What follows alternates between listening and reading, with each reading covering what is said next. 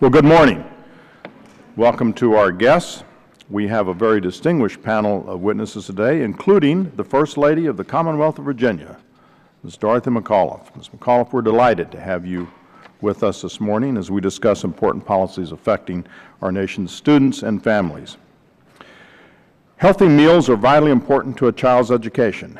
It's just basic common sense that if a child is hungry, then he or she is less likely to succeed in the classroom and later in life. That is why our nation has long invested in services that provide low-income students nutritious meals in schools.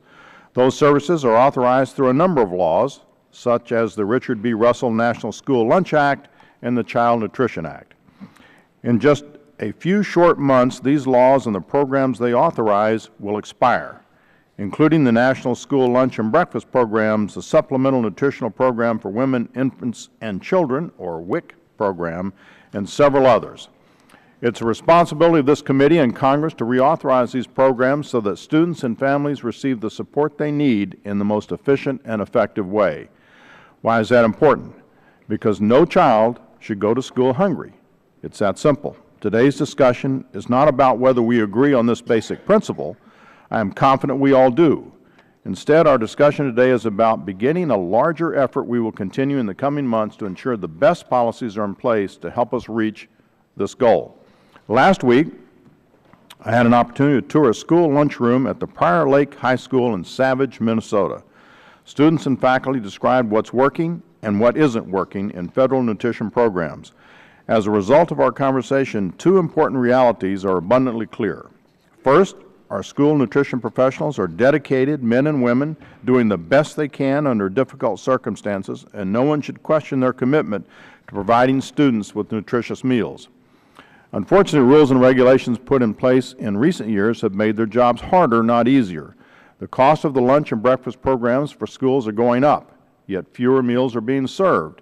In fact, the number of children participating in these programs is declining more rapidly than any period over the last 30 years. Second, as we reauthorize these programs, we have to provide more flexibility at the state and local levels. Those working in our schools and cafeterias recognize that this has to be a priority. Even students understand the urgent need for more flexibility. During my visit to Prior Lake High School, I talked with a number of students about their school lunch program. Right now, the federal government determines the number of calories, vegetables, and grains that are served to students, which means Washington is dictating how much food every child is served at every school meal. That is one reason why students are urging the students in this school are urging the school to drop out of the program. Many children are bringing food from home or buying more food because the portion sizes served at school are too small for a full meal.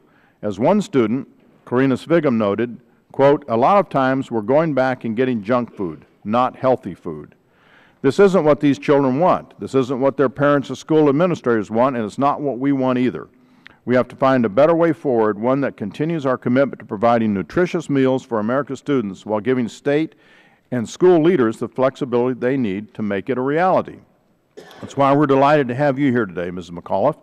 Through your work, you are demonstrating that promoting healthy lifestyles is not just a federal priority, but a state and local priority as well. Often we are told we need more federal involvement because states can't be trusted to help those in need. But through your leadership, you're showing states can take the lead on tough issues in partnership with the federal government. Again, I'd like to thank all of our witnesses for participating in today's hearing and working with us to strengthen child nutrition support.